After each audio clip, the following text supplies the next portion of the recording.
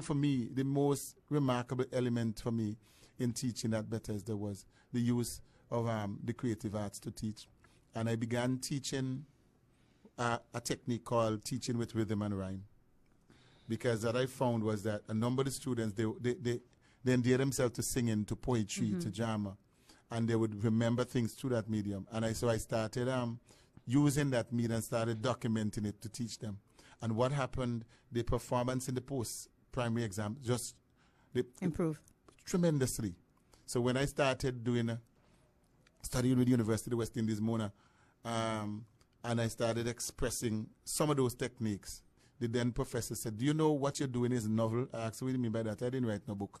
She says, no, what you're doing is a new technique, and they wanted to see if it was real. And so she came to Antigua to watch me teach using rhythm and rhymes, and she was just so amazed.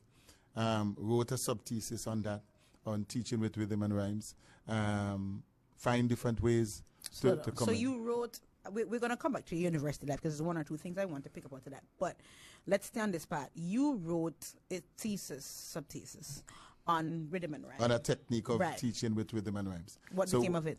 Still have it, still use it, still a technique. But still have it? Yeah, but no. You still use it? It is still different people use it. Different ways. Yeah, young teachers. Okay. It's a conceptualizing of what people now use. Listen, to be a good teacher, you first have to be a good human being. Okay. And in that context, you have all kinds of elements. So I'll give you an example. Let's say you were teaching lines of latitude. And children sometimes had the difficulty figuring out the basic lines of latitude. Why not turn that into a song? And so I used to say, let's jam a calypso on that. And they say, where are we going to jam? So we work it out. We work it out. And you might hear somebody say, the Tropic of Cancer is in the north. And the Arctic Circle is in the north too. While the Tropic of Capricorn is in the south.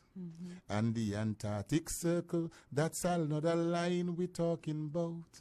But right in the center, we have the equator. Yes, right in the center, we have the equator. So somebody say 23.5 degrees north. And the kids will say, that's the Tropic of Cancer. 66.5 degrees north. The class will answer, that's the Arctic Circle, sir.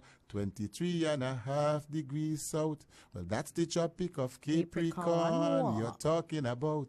66.5 degrees south. The Antarctic Circle does run that route, but right in the center, 0 marks the equator. And some little boy in the middle graduation say, sir, do it again, right in the center. Is me and Alima. So when I came back, I said, how was the exam? He said, sir, the invigilator tried to tell me keep quiet. But when they do the map work, they say, right in the center, we got the equator.